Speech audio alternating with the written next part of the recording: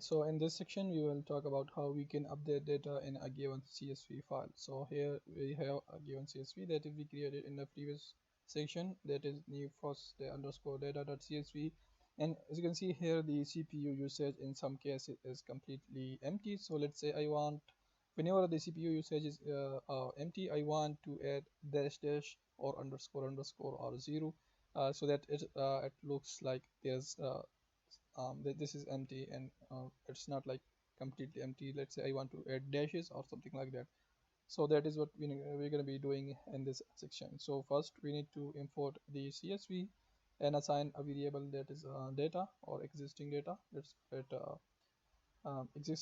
call it just data will be fine. So now we import the CSV and then dash path flag and pass the new, that is new underscore process dot csv, and now we have to loop through this, and whenever the condition is matched, like whenever the CPU usage is empty or null, then we have to add dash dash in that case. So let's loop through the data. So data and for that to for each object, and then here we have to add condition like if dollar underscore dot cpu is equal to empty, and then come here, let's write host that if this is going to work perfectly fine. So I save this. Whenever the condition is matched, it should show the working string in the terminal.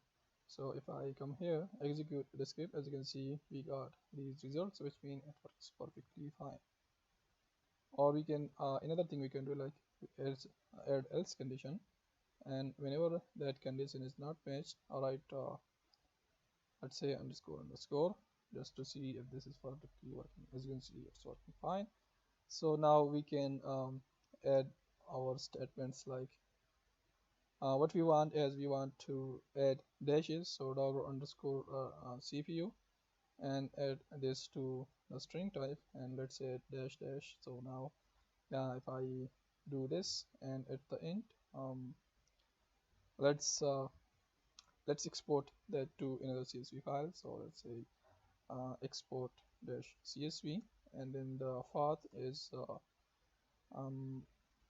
let's call it latest underscore data.csv, and then we can pass the node type information as well as the post flags. So now if I save this, it should work fine, but let's try that out. So if I execute the script, we have the latest data.csv, and if I preview that, close this one, as you can see now we have the dashes. Whenever the CPU usage is empty, it is going to add dashes. As you can see here, the CPU is 1.55, and that condition did not match this condition, so it's going to loop through that, and whenever the condition is matched, it's going to set the CPU usage to dash dash. Alright, so see you in the next section.